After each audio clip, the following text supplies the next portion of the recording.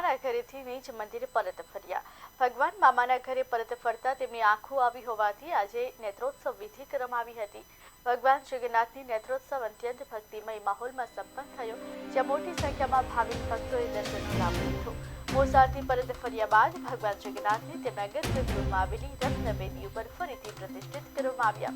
આ પવિત્ર વિધિ બાદ ગૃહ રાજ્યમંત્રી હર્ષ સંઘવીએ શહેર પોલીસ કમિશનરના ઉચ્ચ અધિકારીઓ સાથે રથયાત્રાના રૂટનું નિરીક્ષણ કર્યું. જમાલપુરથી ખમાસણ સુધીના રૂટ પર ભયજનક મકાનો અને પોલીસ બંદોબસ્ત અંગે માહિતી મેળવી. આ દરમિયાન જમાલપુરમાં જોકે મુસ્લિમ સમાજના આગેવાનો, શાંતિ સમિતિના સભ્યો અને કોંગ્રેસના ધારાસભ્ય ઇમરાન ખેડાવાલા દ્વારા તેમને ગુલહાર પહેરાવી સ્વાગત કરવામાં આવ્યું. ગૃહ રાજ્યમંત્રી હર્ષ સંઘવીએ જમાલપુર જગન્નાથ મંદિરથી ખમાસા 4 રસ્તા સુધી રૂટ ઉપર ચાલતા નિરીક્ષણ કર્યું.